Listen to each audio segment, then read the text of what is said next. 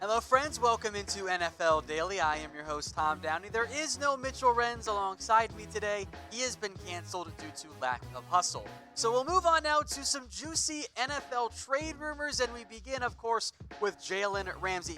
Yes, I'm kidding about the Mitchell Renz stuff. He'll be back later on in the week. Now, as for Ramsey, it's the thing we're all talking about. Understandably so. He has demanded a trade, and the Jags seem somewhat willing to move on from him. Now, the report was the Jaguars want 2 first-round picks. That is a KHALIL, MACK, LAREMY, TUNSIL caliber haul. Ramsey might be a bit of a pain to deal with, but there's no doubt he's one of the best corners in the NFL. Now, I don't know if you're going to get 2 first-round picks, but I think you'd be able to get a first and change for Jalen Ramsey. He's a great player. Yes, he's going to have a market resetting contract once he gets extended. I'm talking 16, 17, 18 million dollars per year, but he's a lockdown number 1 corner. When he's locked in, I think that's worthwhile. Now, there are some teams that have already been linked to Jalen Ramsey. The Tennessee Titans have been among them. The Kansas City Chiefs make a ton of sense. The Philadelphia Eagles are always in the mix for top-tier players that become available, although from the money side, it might get a little bit tricky long-term for Philly, but they're very good at managing their cap. The Oakland Raiders have an extra first-round pick, so they can play around with some of that. They could include a player like a Trayvon Mullen as well. And the 49ers have been linked. There was a report out of San Francisco that said they were out of it, but maybe that's negotiation. But at some level, they were interested in that there. The Jags, though, are going to get a good return for Jalen Ramsey. These are his career numbers. And yeah, interceptions ebb and flow. You're not going to intercept a pass every game, not even every other game or every third game, whatever. But almost a pass breakup per game.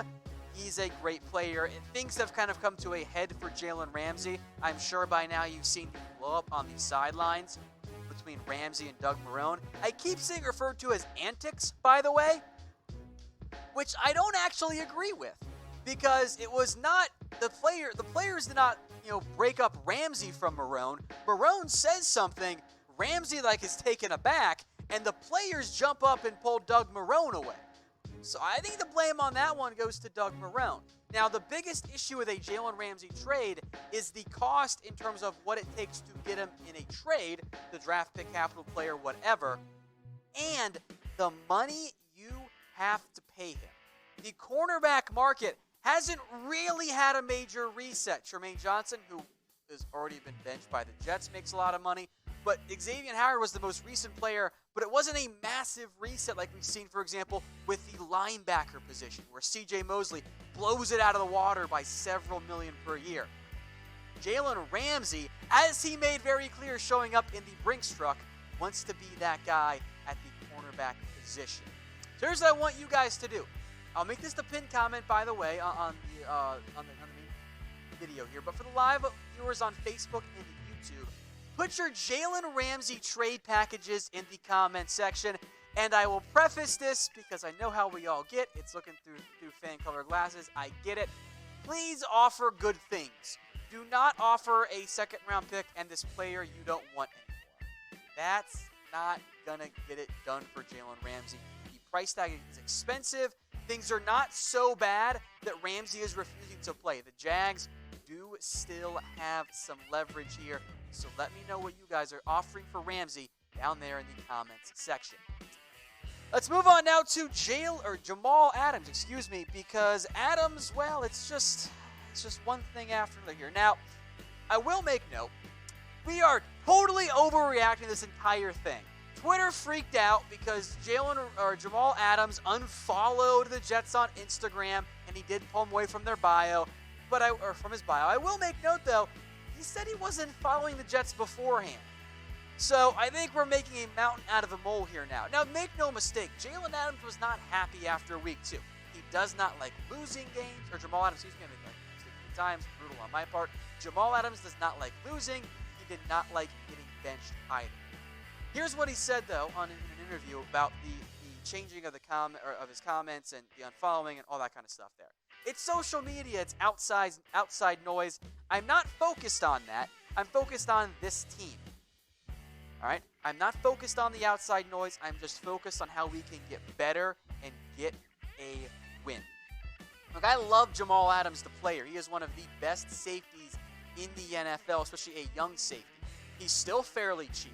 He's still under contract for longer than Jalen Ramsey is. Adams would have a massive trade value. So, and when I see the mentions of, what if we give up a first-round pick and this garbage player we don't want? Guys, it's expensive. The Jets don't want to trade away Adams because they're not stupid.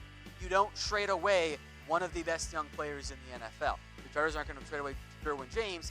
The Jets aren't going to trade away Jamal Adams unless he really wants out of there. Now, if they were to do it, it would be a massive, true blockbuster trade. Something on the level of the Khalil Mack trade. Now, Adams doesn't play as important of a position, but he has longer left on his contract. The Raiders, remember, got 2 first-round picks from the Bears. There was also some swapping of a second and a third and a fifth and a sixth there. But the main point of that was 2 first-round picks the Raiders got for Khalil Mack. Now, the Houston Texans may not have the best front office right now in the NFL, but they gave up 2 first-round picks for LAREMY TUNSIL. Again, not the same caliber of importance when it comes to positions, but Adams is a better pure overall player. So if there is going to be a trade for Jamal Adams, and I don't think there's going to be, the haul would be enormous. Now, with all of that in mind, who would you rather trade for? Give me an R for Jalen Ramsey or an A for Jamal Adams. Let me know in the comment section. 2 different routes here. If you want a particular position, you're going to go that route. Do you want the player who's about to get paid, but would also probably be a little bit cheaper in terms of the draft capital? That's probably Jalen Ramsey. If you want the very good player as well, but who isn't going to cost you as much in terms of money, but is going to cost you more in terms of draft capital, the answer is A for Jamal Adams. Looking at the comment section rolling in right now. Decent enough split. A lot of R's to start, a little bit more A's right now, so keep them coming there. I would go Jamal Adams, and that's not a knock at all at Jalen Ramsey. Both of them, make no mistake about it, are 2 of the best young players at their respective positions. Frankly, there is no wrong answer if you're an NFL team or an NFL fan. Now, if you guys want to make some money betting on the NFL like I have all year long, head over to BetDSI. Go to chatsports.com/bet and use promo code NFL120 for a 120% deposit bonus. What that means is you put down $50, they're going to give you $60 for free. I told you guys last week, bet against the Browns even before Sam Darnold was out with Mana, which is still a very unusual story. You'll make money betting on the Jets, Browns against the Jets there, with the Jets losing Sam Darnold for that game there, bet against the Jets. Chatsports.com/bet, promo code NFL120. Moving on now to the Patriots' latest with Antonio Brown. The, report really wasn't much of an update there.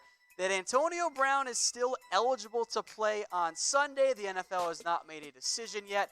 That's not really the biggest surprise. I wouldn't anticipate the NFL making a decision on Antonio Brown in a matter of, 24 hours? That doesn't really make a whole lot of sense there. But I will make note. The accuser of Antonio Brown met with the NFL for 10 hours on Monday. That is a massive interview process. So yes, Brown can still be put on the exempt list, and of course is still facing suspension pending the investigation. Now, I don't think that happens immediately, but a decision I think will be made relatively quickly, kind of like what we saw with the Tyreek Hill investigation. Now, when he's on the field, there's no doubt about it. Antonio Brown is one of the best receivers in the NFL, if not the best. His numbers the past 4 years, all of course with the Pittsburgh Steelers, have been nothing short of incredible. But for the Patriots and for Antonio Brown, you're in a weird spot, because the NFL disciplinary process has not been consistent. These are all incidences that involved either domestic violence, sexual assault, something along those lines. The NFL rule is 6 games. That's what it is supposed to be for one violation. Zeke got that 6-game suspension.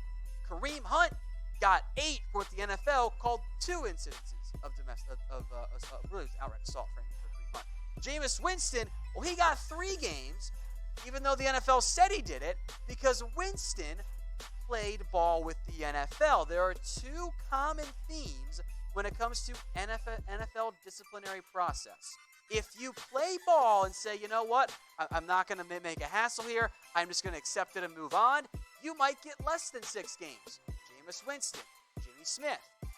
Or if the accuser does not cooperate with the NFL, all of a sudden you tend to not have to deal with that. Even Foster, Tyreek Hill, for example. But if the accuser cooperates, Zeke Elliott, for example, the NFL tends to be a little bit tougher. So the consistency isn't really there. You see it in the per games for each of those players, but there is some semblance there overall. Now, how many games, if any, do you guys think that Antonio Brown will be suspended? Let me know there in the comments section. I'll give some shout-outs here as well. Look, the accuser is cooperating. I think at some level, the NFL maybe doesn't like Antonio Brown all that much because of all the hassle he's been causing them. Right, Hard Knocks and Oakland fans, I get it. Maybe it ends up being 6. I see 0 from Pete, 3 from Javier, 6 from Apple Fanboy, 5 from Chucky. Again, maybe it's a surprise. Several zeros in there, by the way, too. We're all over the map. Crazy, right? Because the NFL is supposed to be steady and consistent when, frankly, they're anything but. So keep those comments flowing, folks, in the comments section. Some injury notes now. First up here is Cam Newton. This one's not great. He aggravated a foot injury last week, and I'll make my note here right now. The Panthers keep calling it a midfoot sprain, which I'm sure is accurate. But if it's a midfoot sprain, well, that almost always means it's a Lisfranc injury, which is not what they want to hear. That's why the Panthers keep saying it's a midfoot sprain, because midfoot sounds so much better than the dreaded Lisfranc foot injury. There is no timeline right now for Cam Newton.